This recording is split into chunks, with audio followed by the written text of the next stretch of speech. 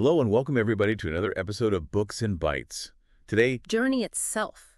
oh right, We're diving into an epic okay, that's practically synonymous with journey itself, Homer's The Odyssey. exactly. Timeless. It's funny you should say that. Doesn't even begin to cover it. Yeah. Adventure, resilience, the pull of home, it's all there, woven into a story that's captivated readers for millennia. And we are talking the full Odyssey here, Right. from shipwreck to hopefully happily ever after. Mm-hmm. And I've got to say, reading your notes had me hooked like it was a modern thriller.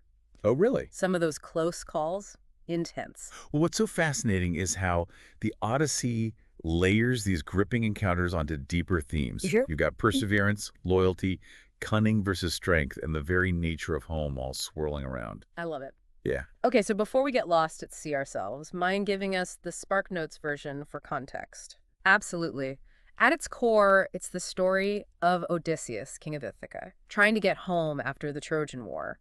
But this isn't just a quick hop across the Aegean. It takes him 10 years, battling mythical beings and divine wrath along the way. 10 years. 10 years. My commute makes me grumpy. I can't even imagine. Exactly. And that's just his side of the story. Back in Ithaca, you've got his wife Penelope holding down the fort, literally.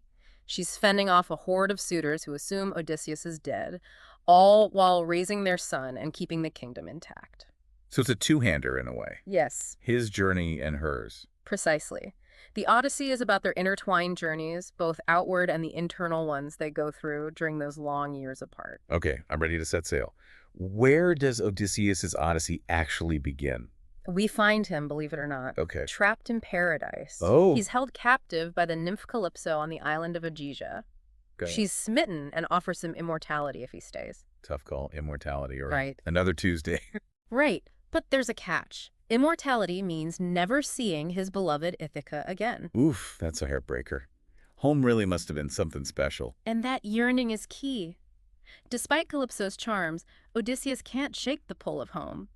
His wife Penelope, the son he barely knows, Telemachus, and reclaiming his rightful place, it's this longing that fuels his escape. Escape. So it's not exactly a beach vacation gone wrong. Not quite. Athena, Odysseus's patron goddess, steps in. Okay. She pleads with Zeus, who finally agrees to free Odysseus. Uh-huh. Hermes, the messenger god, zips down to give Calypso the news. She's not happy, by the way. Oh, I bet. Right. Hermes breaking up a divine mortal romance. Right. There's a story I'd listen to. Exactly. But even free from Calypso, doesn't Odysseus make some powerful enemies? He does. I mean, Poseidon, god of the sea, is no one to mess with. You're recalling the Cyclops incident. Let's just say Odysseus' blinding Polyphemus did not win him any favors with the Cyclops' dad, Poseidon. Talk about holding a grudge. Okay, so Odysseus is off Calypso's island, but public enemy #1 of Poseidon's book. Yep. From your notes, this is where the adventure part really kicks in, right? Oh, absolutely. The Odyssey throws everything at Odysseus. Storms, monsters, seductive enchantresses. Each encounter a test of his wit and resilience. You've got the sirens whose song lures men to their doom. Okay, those I know. Yes. Even I use siren song to describe a tempting but dangerous distraction. Right. How does Odysseus survive that? Pure cunning. Knowing he can't resist their voices, he has his crew tie him to the mast and plug their own ears with beeswax so they can't hear. Only he has to suffer through the irresistible song, but at least they don't crash. That's some next-level willpower. Talk about commitment. Yeah, no, right. What else does he face? Well, there's the six-headed monster Scylla and the whirlpool Charybdis hanging out on opposite sides of a strait. It's a lose-lose, either get devoured or sucked down to a watery grave. This is why I stick to road trips. Right. But these challenges highlight a key theme. Odysseus isn't just a warrior. He's clever. He often triumphs by outsmarting his foes, not just overpowering them. I like it. It's a reminder that brains can be mightier than brawn. So it's this mix of action and intellect Yes. that makes him, well, Odysseus. Exactly. Mhm. But let's not forget Athena. Right. She's working behind the scenes, pulling strings with the other gods and nudging Odysseus in the right direction when he's at his lowest. Helpful. He's resourceful, but divine help doesn't hurt. Speaking of low points, what happens when he finally does make it back to Ithaca? Yeah. I run ahead in your notes. That's not exactly a welcome home parade, is it? That's where the real drama unfolds. See, Athena disguises him as a beggar to assess the situation undetected. Can you imagine, after a decade away, having to sneak into your own home? Talk about awkward. Right. Didn't you say there were suitors vying for Penelope's hand? A whole palace full. They're convinced Odysseus is gone for good and are more than ready to take his place both as king and as Penelope's husband. Oh, man, this is getting good. What happens next? Does he just waltz in and announce himself? That's where the Odyssey gets really clever. Not a waltz, no. Penelope, ever clever, has devised a test for the suitors. Whoever can string Odysseus's massive bow and shoot an arrow through 12 axe handles Oh, wow. wins her hand. Okay, It's a feat even they recognize as near impossible. right. That bow was made for a king, after all. I'm guessing nobody brought their Yeah. I lift things up and put them down workout routine to the palace that day. Nope. Suitor after suitor fails, Oh, no. giving disguised Odysseus an opening. Okay. He asks to try, and while the suitors laugh, Penelope, to her credit, senses something isn't right and lets him take a shot.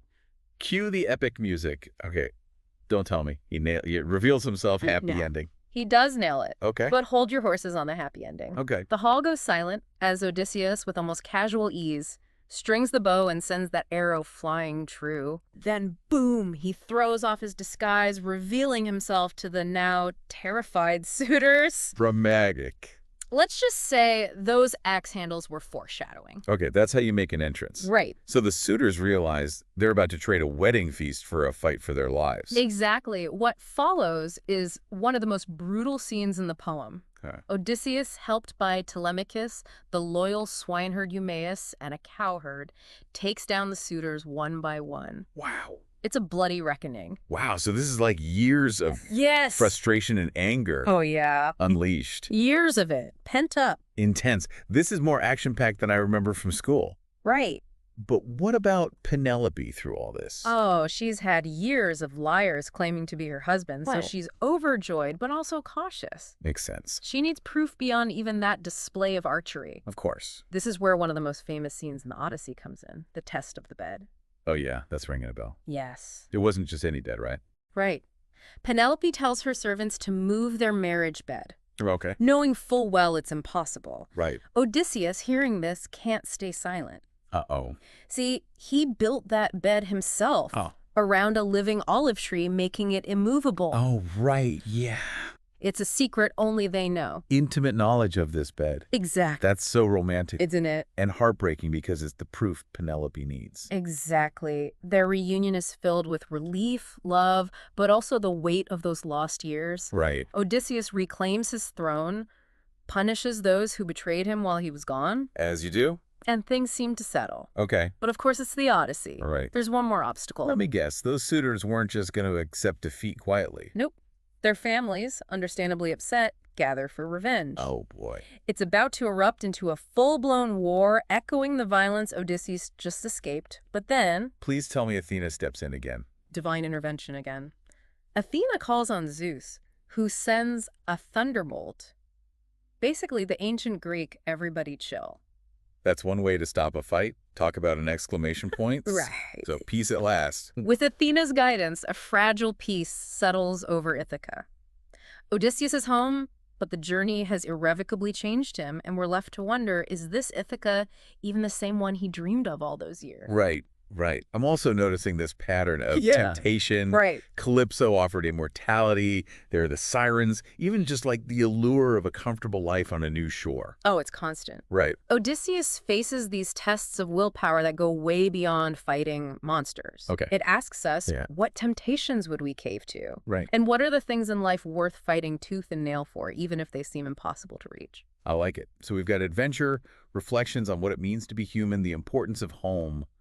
Anything else we should hit before moving on? Well, we can't forget the power of storytelling itself. The Odyssey is filled with tales within tales. Yeah. Odysseus recounting his adventures. Right. The bard singing of heroes. It's almost like oral history. Yes. Passing down these larger-than-life stories. It's how these stories were told. Right. And it's no wonder that it's endured for so long. Exactly. The Odyssey reminds us that stories connect us, They do? teach us, Yeah, and help us make sense of the world and our place in it. without a doubt. Okay, and the Odyssey is a heck of a story.